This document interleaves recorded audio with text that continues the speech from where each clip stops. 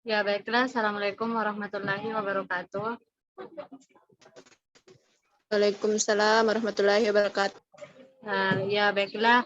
Jadi pada kesempatan kali ini kami akan mendiskusikan tentang materi kelistrikan makhluk hidup, di mana kami itu dari kelompok 4 yang beranggotakan ada Aulia Khairunisa, ada saya sendiri Iga Ismayanti, Magfira, Tia Anjeliningsi, dan Diki Prasetyo.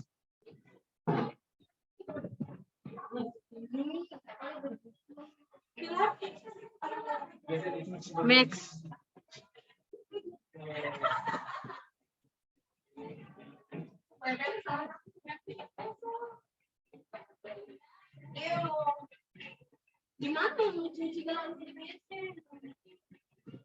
Ya, jadi adapun materi yang akan kita bahas yaitu apakah biolistrik itu sendiri, siapa saja penemu biolistrik, dan bagaimana kelistrikan dari dan kemagnetan di dalam tubuh manusia.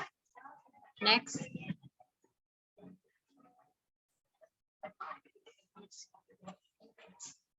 Yang pertama yaitu biolistrik.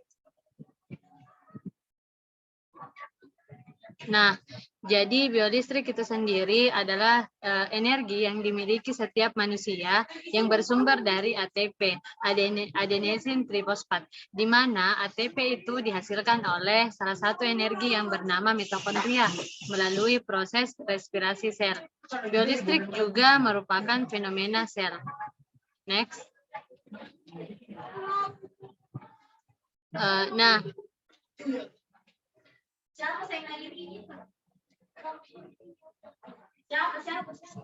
ya, biolistrik juga merupakan fenomena sel.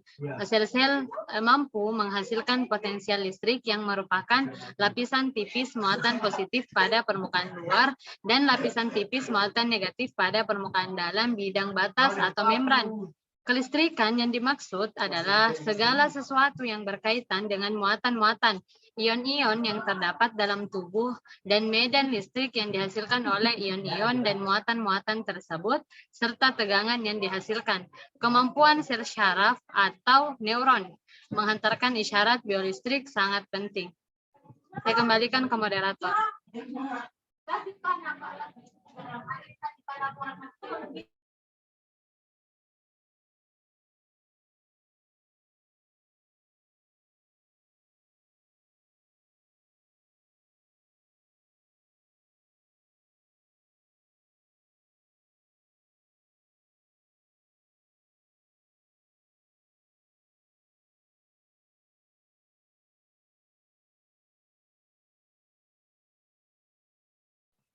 Penemu dan pengembang konsep biolistrik.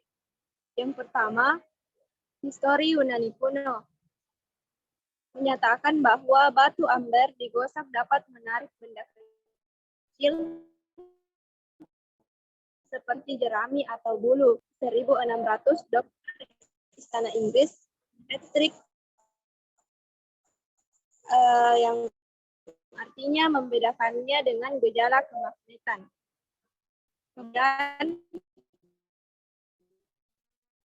yang kedua,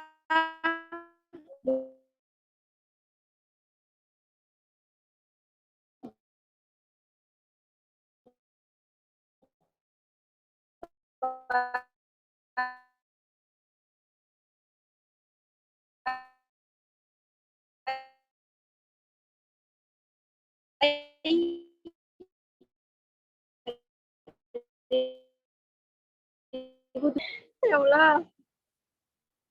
Kemudian materi selanjutnya akan dijelaskan oleh teman kelompok saya. Baik, terima kasih atas kesempatan yang diberikan. Jadi yang ketiga itu Luigi Galvani 1900, yaitu Hyundai. Menyentuh metal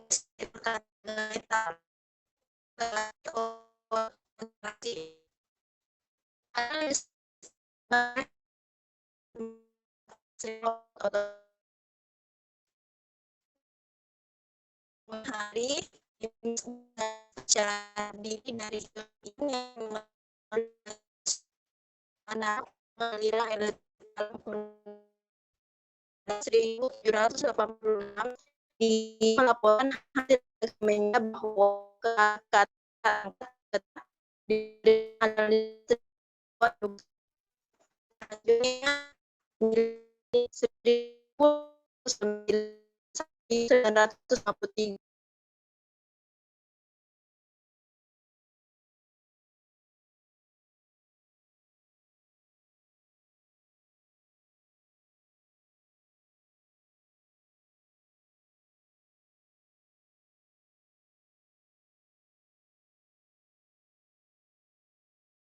Selanjutnya milikan.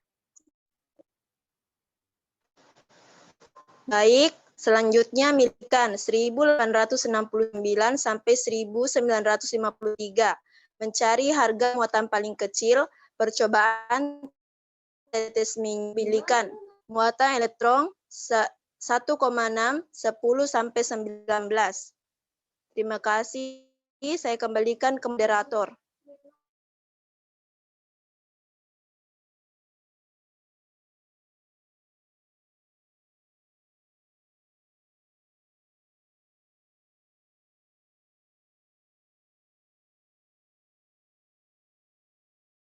Yang lain selesai, langsung dilanjut saja ya teman-teman.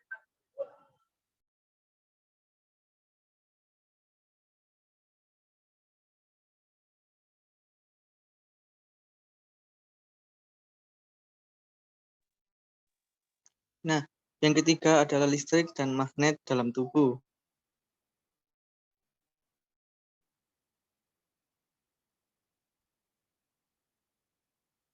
Yang pertama ada sistem saraf dan neuron. Merupakan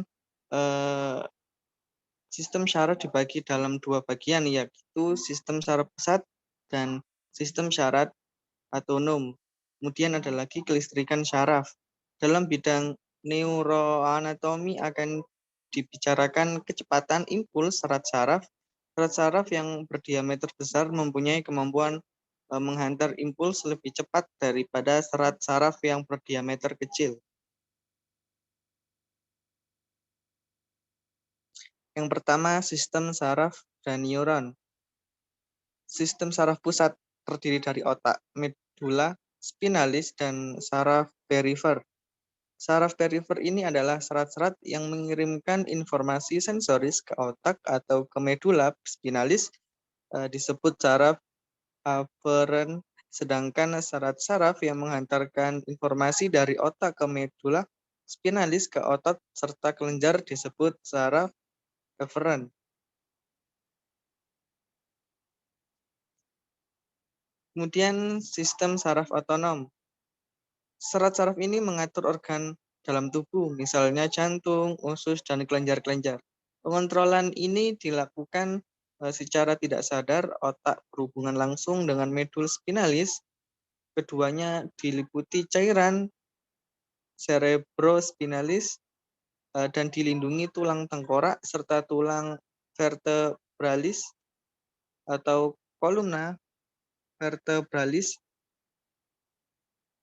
Berat otak 1.500 gram dan hanya 50 gram yang efektif. Struktur dasar dari sistem saraf disebut neuron atau sel saraf. Suatu sel saraf mempunyai fungsi menerima, interpretasi, dan menghantarkan aliran listrik.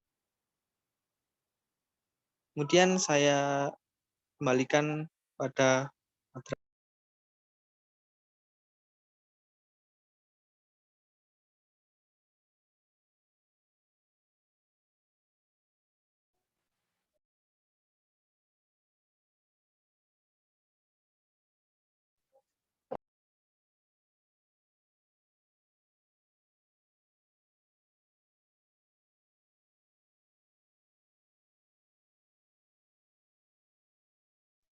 Ya baik, saya akan melanjutkan yang kedua yaitu kelistrikan saraf.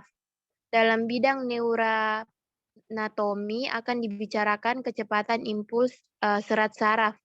Serat saraf yang berdiameter besar mempunyai kemampuan menghantar impuls lebih cepat daripada serat saraf yang berdiameter kecil.